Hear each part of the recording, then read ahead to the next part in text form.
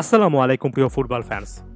Portugal তাদের সর্বশেষ ম্যাচে ২-০ গোলে হেরে গিয়েছে জর্জিয়ার কাছে। সেই জর্জিয়া যারা কিনা সম্ভবত এবারের ইউরোতে যতগুলো দেশ এসেছে ফিফা র্যাঙ্কিংয়ে তাদের মধ্যে সবচেয়ে পিছিয়ে থাকা একটা দেশ। সত্যিকার অর্থে পর্তুগালের সর্বশেষ ম্যাচের পারফরমেন্সটা হরিফিক ছিল এবং এই পারফরমেন্সটা পর্তুগালের বর্তমান কোচ রবার্টো মার্টিনেজের জন্য অনেক বড় রকমের একটা চিন্তার কারণ হতে পারে। এই মুহূর্তে আপনি যতগুলো হাইলাইট দেখছেন সেখানে ক্রিস্টিয়ানো রোনালদোকে অনেক বেশি করে দেখতে পাচ্ছেন। ক্রিস্টিয়ানো রোনালদো এই ম্যাচটা স্টার্ট করেছিলেন, একটা হলুদ কার্ড দেখেছেন, তাকে পরবর্তীতে মাঠ থেকে উঠিয়ে নেওয়া হয়। সেই রিয়াকশনটাও তার খুব একটা বেশি ভালো ছিল না এবং রোনালদো আরো একটা ভুলে যাওয়ার মতো ম্যাচ কাটালেন। এগুলো নিয়ে অনেক বেশি করে আলোচনাটা চলবে। প্লেয়ারটা যেহেতু রোনালদো, রোনালদো এই টাইপের প্লেয়ারে একটা দুটো ম্যাচে খারাপ খেলে তাদেরকে ঘিরে অনেক আলোচনা চলে। পর্তুগালে তো আসলে ক্রিস্টিয়ানো রোনালদোকে স্টার্টিং লাইনআপে রাখা উচিত কিনা সেটার পক্ষেও কিন্তু অনেকে কথাবার্তা বলেন এবং রোনালদোর ঘাড়েই এই মুহূর্তে দায়টা অনেক বেশি করে পড়ে। কিন্তু সত্যি করতে আপনি যদি ফুটবল ম্যাচটা দেখেন এবং আপনি যদি ওভারঅল পর্তুগাল কোন একাদশ নিয়ে মাঠে নেমেছে সেটা দেখেন, তাহলে আসলেই কি ক্রিস্টিয়ানো রোনালদো খুবই বাজে খেলেছেন এবং এই হারটার পেছনে রোনালদোর দায় কি আসলে বেশি?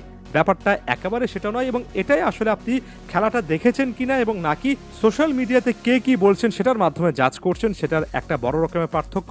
যদি আপনি উপর দিয়ে ফুটবল বিশ্লেষণ বা ফুটবল নিয়ে কথাবার্তা বলতে চান তাহলে এমন অনেক কথাবার্তা বলা যায়, কিন্তু আপনি যদি ভেতরে ঢুকতে চান তাহলে অনেক কিছু কিন্তু বের হয়ে আসে।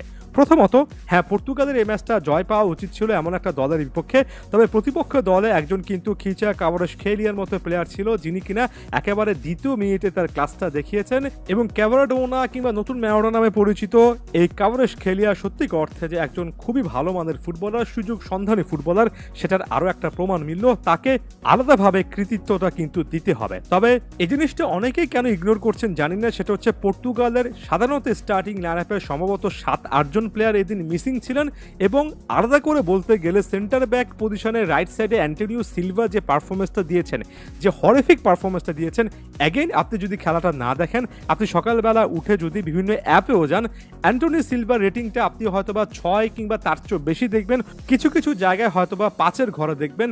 খুব একটা বেশি মনে হবে না যে তিনি আসলে কতটা হরিফিক পারফরমেন্স দিয়েছেন। একেবারে স্ট্রেট ফরওয়ার্ড দুটো ইনস্ট্যান্সের কথা বলি। প্রথমত, কাভারাশখেলিয়া যে গোলটা পেয়েছেন সেখানে অনেকটুকু উপরে উঠে এসে বলটা লুজ করেছিলেন এই সিলভা, এবং দ্বিতীয় গোলটা যেটা পেনাল্টি পেয়েছিল জর্জিয়া সেটারও কিন্তু ফাউলটা ডিবক্সের মধ্যে এই প্লেয়ারটাই করেছিলেন। অর্থাৎ অ্যান্টোনিও সিলভা এই প্লেয়ারের এমন একটা হরিফিক পারফরমেন্স দেখলাম যে তার জন্য ডিফেন্সটা এত বেশি ভুগেছে যে জোড়া গোলটার ক্ষেত্রে এই প্লেয়ারটার ভুল মারাত্মক। একই সঙ্গে বাকি প্লেয়াররাও ডিফেন্সে অসাধারণ কোনো কিছু করতে পারেননি। এবং আমি যদি ফাইনাল থার্ডের কথায় আসি, রোনালদো শুধুমাত্র এখন না, আরও অনেক বছর আগে থেকে পিওর একজন গোল স্কোরার। তিনি কিন্তু অনেক বেশি চান্সেস ক্রিয়েট করবেন না। চান্স ক্রিয়েশনের এই কাজটা ব্রুনো ফার্নান্দেজ থাকলে তিনি করেন, বার্নার্ডো সিলভা করার চেষ্টা করেন, তাদের একটু পেছনে থেকে ভিটিনা সে সার্ভিসটা দেওয়ার চেষ্টা করেন, জোয়াও পালহিনাও কিন্তু একই জিনিস করার চেষ্টা করেন। অন্য ফ্ল্যাঙ্কে যদি রাফায়েল লিয়াও থাকে, তার কাজটা থাকে খেলাটা একটা উইং অনেক বেশি করে স্পিডি করা। জোয়াও ফেলিক্স এই ম্যাচটা স্টার্ট করেছেন। ফ্রান্সিসকো কাসেসাওর কিন্তু একটা বড় রকমের সুযোগ ছিল নিজের অবস্থানটা আরো বেশি করে জোরালো করার, তারাও কিন্তু সেই পারফরমেন্সটা দিতে পারেননি। দিন শেষে হয়তোবা রোনালদোর প্রসঙ্গটা এত বেশি আসে কারণ এ দলটার পোস্টার বয় এখনো ক্রিস্টিয়ানো রোনালদো। তবে ওভারঅল এটা একটা ডিজাস্টারাস টিম পারফরমেন্স ছিল এবং পরবর্তী রাউন্ডে পর্তুগাল যে ম্যাচটা খেলবে স্লোভেনিয়ার বিপক্ষে, এই জিনিসটা ভুলে যাবেন না যে স্লোভেনিয়ার বিপক্ষে সর্বশেষ মার্চের 27 তারিখে পর্তুগাল যে ম্যাচটা খেলেছিল সেই ম্যাচটা পর্তুগাল কিন্তু 2-0 গোলে হেরেছিল।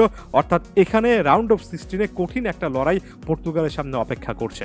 যাওয়ার আগে আমি আরো একবার এই জিনিসটা সাম আপ করতে চাই। হ্যাঁ, ক্রিস্টিয়ানো রোনালদোর মতো একজন ফুটবলার যখন একক দক্ষতায় ম্যাচ জেতাতে পারবেন না তখন স্বাভাবিকভাবে তার সমালোচনা হবে, কারণ প্লেয়ারটার স্ট্যাটাসই এত বড়। তবে ওভারঅল একটা টিমের পারফরমেন্সের দিকেও দেখা উচিত। রবার্টো মার্টিনেজের এই জিনিসটা বোঝা উচিত যে হ্যাঁ, তিনি 7-8টা পরিবর্তন এনেছিলেন, অনেককে বিশ্রাম দিয়েছিলেন, তবে সেই বিশ্রামটা দিতে গিয়ে এই হারটায় যদি মনোযোগটা নষ্ট হয়ে যায়, কনফিডেন্সটা লো হয়ে যায়, সেটা সবচেয়ে বড় খারাপ একটা কারণ হবে। তাই এই ম্যাচের পর অ্যানালাইসিসে আমার কাছে সবচেয়ে বড় প্রশ্নটা এটাই যে রবার্টো মার্টিনেজ একটু বেশি কি এক্সপেরিমেন্ট, একটু বেশি বিশ্রাম তত্ত্বটা ব্যবহার করে ফেললেন না? আপনারাও আপনাদের মন্তব্য জানাবেন। ধন্যবাদ সবাইকে।